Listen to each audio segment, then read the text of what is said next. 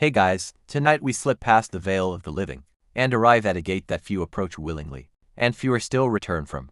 It's cold here, not in the usual sense, but in that slow creeping, bone-deep sort of way. The path is uneven, pebbles crunch underfoot, the air smells vaguely of burnt herbs and wet stone. You're trudging toward a doorway cut into the side of a jagged cliff, and ahead of you blocking the only entrance is a dog, kind of. He's the size of a carriage, and that's just the body. His tail is a snake, for starters. His back bristles like overcooked pork skin, but it's the heads, three of them, that you really notice. One yawns, one growls softly, and one is just watching. You might call him Cerberus. You might also call him the reason you will not survive your escape attempt. So, before you get comfortable, take a moment to like the video and subscribe, but only if you genuinely enjoy what I do here. And feel free to let me know in the comments where you're watching from and what time it is for you. Now, dim the lights, maybe turn on a fan for that soft background hum, and let's ease into tonight's journey together.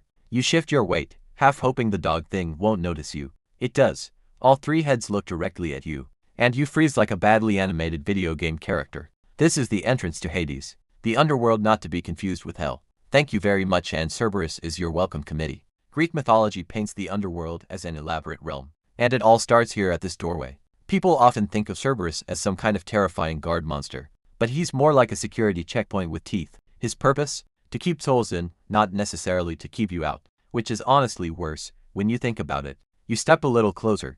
There's no torchlight here, just a sort of ambient glow like moonlight filtered through ancient fog. The dog's breath smells faintly of sulfur and river mud. Two of the heads growl. The third seems to be trying to remember your face from somewhere. Historically speaking, you've just walked into a very old metaphor. Cerberus first appears in Greek literature over 2,700 years ago. Hesiod, the poet who wrote Theogony, was one of the first to describe him, and he didn't hold back 50 heads, serpents growing out of his back, a tail that was basically a living viper. Later writers toned it down to 3 heads, which still seems like overkill for a single door. But even across centuries, the image of Cerberus stayed oddly consistent, a creature of thresholds, of boundaries, of the last thing you see before eternal monotony. That's his true job, not punishment, not pain, but permanence. He is the embodied "you're not leaving" sign carved in myth. You take another cautious step forward. Cerberus snarls, not loudly, just enough to say, "We're not doing this tonight." And you stop, because you're not that brave. Instead, you watch. He paces slowly, heavy limbs shifting the ground.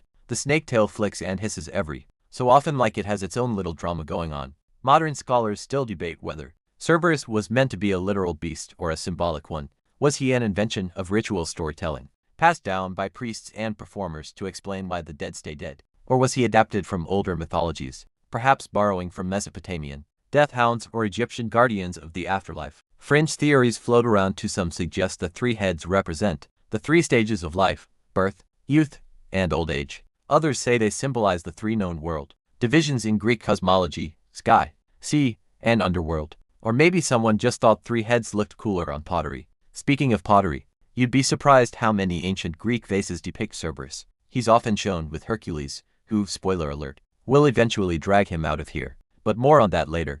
What's curious is that artists sometimes forget the 3 heads. You'll find vases with just 2, or even 1, which feels like someone trying to finish their myth homework at the last minute. The ground rumbles gently beneath your feet, just a tectonic sigh, probably. Cerberus circles again and lies down, one head resting on its paws, the other to still alert. You notice he's not really aggressive unless someone tries to bolt. That's the key. Cerberus doesn't chase. He waits. The underworld, after all, is patient. You look back the way you came. It's already fading. Memory doesn't work the same here. You start to forget why you came, or even your name. Cerberus tilts one head as if he's seen this 1,000 times. And he has. Every soul comes through. Few ever cause a fuss. It's not quite what you pictured, is it? No fire, no brimstone. Just a dog with too many heads. A river you'll eventually cross. And a skyless horizon that never changes. Comforting, in its way. Like a waiting room with excellent soundproofing. You sit down. Cerberus doesn't seem to mind. For a moment, it's almost peaceful. 3 sets of eyes watching the void. 3 slow heartbeats thudding in the silence. You're not scared anymore, just tired. And Cerberus, good boy that he is, doesn't bark. He just watches. You sit there a little longer, adjusting to the rhythm of the underworld's air, which, while not exactly breathable, doesn't choke you either. It's more of a suggestion than a substance. Cerberus shifts again, 3 massive heads swiveling, as though each has a separate opinion on how to react to your presence. One yawns, another sneezes, the third just keeps staring, perhaps trying to remember where it buried its last metaphor. So, What is Cerberus, exactly? Ancient sources vary wildly. Hesiod, in his Theogony, called him the brazen-voiced Hound of Hades, with 50 heads. 50, that's not a typo.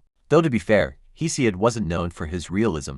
Later writers like Pindar and Apollodorus thought that maybe 3 heads was a bit more manageable. You know, for feeding and walking purposes. It's not just poets who weighed in. These painters, sculptors, even coin engravers tried their hand at capturing this multi-muzzled menace. And oddly enough, quite a few of them got it wrong. Some gave Cerberus only 2 heads. Others forgot the snake tail entirely. One enthusiastic sculptor in the Roman period even added wings, which is either a creative flourish or the worst possible upgrade. Still, despite the artistic liberties, one consistent detail emerges. Cerberus is always huge. He's never just large dog big. This gate is now dog-shaped big, and often, he's shown with chained limbs or shackles, suggesting that even the underworld doesn't entirely trust him to stay put. Now, imagine you're an ancient Greek potter, trying to decorate a wine jug with the tail of Hercules. You get to the part where he descends into Hades to fetch Cerberus, no small task, by the way, and you realize drawing 3 dog heads convincingly on a curved vase is hard. So, you make an executive decision. 2 heads, maybe 1, add a snake tail and call it a day. This isn't just an artistic limitation, it's a peek into how mythology flexes and folds around its tellers. Cerberus isn't a fixed creature. He's a shifting idea, part dog, part dread, part decorating challenge. You shift slightly, and one of the heads lets out a low growl. You freeze, but the third head lifts, sniffs the stale underworld air, and relaxes. There's a kind of eerie etiquette here, and you're starting to learn the rules. Cerberus, after all, doesn't bark for no reason. In Rome, poets like Virgil and Ovid got hold of Cerberus and gave him some new tricks. In the Aeneid, Aeneas meets the creature and pacifies him with the drugged honey cake known as a medicata alpha.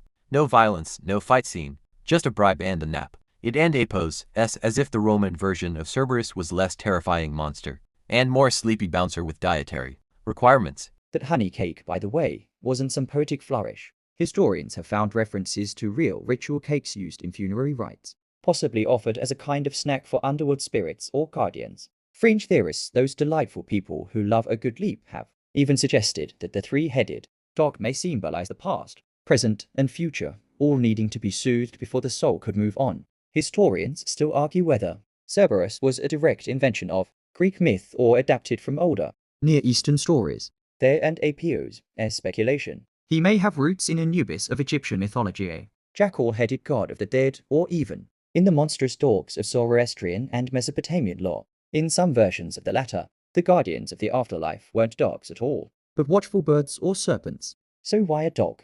Well, dogs know things. They sense storms before they arrive. They know when someone's outside your door even if you haven't heard a sound. In ancient Greece, they were liminal creatures existing at the edge of civilization. They guarded herds, patrolled property, and wandered ruins. What better guardian for the border between life and death? Cerberus isn't just a creature of brute force. He's an ancient embodiment of that thin, trembling line between what was and what comes next. You watch as the 3 heads interact. One gnaws lazily at a bone-like shard. Another rolls in the ash-laden dust as if trying to scratch a cosmic itch. The third keeps an eye on the path beyond the gate, looking for what exactly? Nothing comes out. Nothing ever does. You consider this. Cerberus is guarding the exit. People imagine him at the entrance to Hades, blocking the way in, but ancient sources are clear. He's there to keep souls from leaving. No undead rebellions. No second chances.